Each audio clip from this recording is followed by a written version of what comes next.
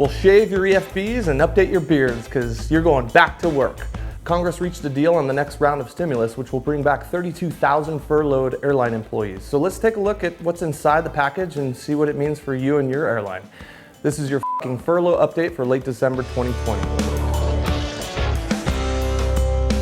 Hey, it's Steve. Welcome back to Clear Direct. Now that the COVID vaccine is being administered, Congress is eager to kickstart the economy and get airline employees back to work. A bipartisan deal was struck Sunday night, and congressional staffers are feverishly working the language to put it to a vote tonight. It's Monday, the 21st of December. And first in the House, they'll vote, and then over to the Senate. Now for scale, the CARES Act back in March was $2.2 trillion, and this round is 40% of that, $900 billion. If you got a stimulus check back then, you'll get another one, but half the amount. Typically $600 for each member of a household that earns less than $75,000 in 2019. And a reduced amount if you earned more, up to $99,000. Now, if you earn six figures, you won't receive a check. I'll leave a link in the description to a stimulus check calculator. The bill also includes temporary $300 per week supplemental jobless benefits, food and rental assistance, and aid to small businesses. Okay, on to the airlines. U.S. Airlines will be receiving $15 billion in payroll support, down from $25 billion they received back in March.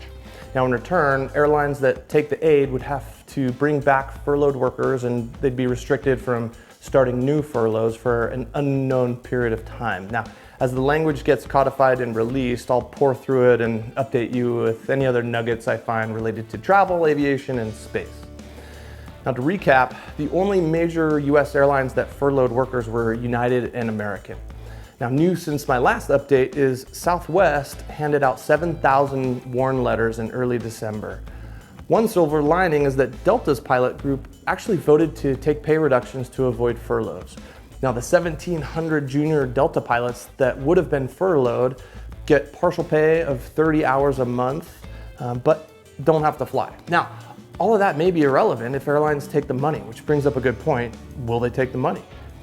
All the letters of agreement that I've read include language compelling the companies to take stimulus money and bring back workers to full pay. Let me know in the comments what you think will happen with your airline. Now, one thing's for certain, if we all start flying more, we'll be flying pretty empty airplanes. The TSA numbers are still pretty flat on account of the high COVID infection numbers and lockdowns. But hopefully the vaccine will have both good acceptance and effectiveness to really ignite a recovery.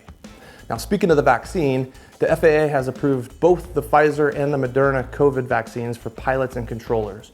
You won't be able to fly or control for 48 hours after receiving the dose.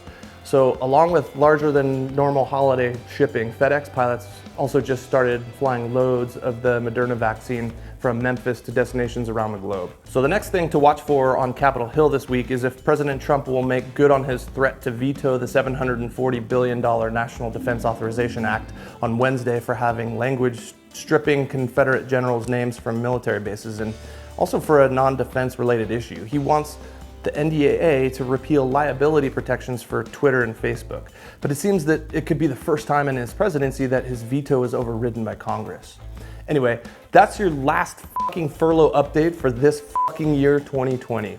So this is Kobe. 2020 wasn't all bad, although he is a bit bitey. Might be time to shave my EFB. See you in January with some overdue flying content. Happy New Year. And until then, you're Clear Direct.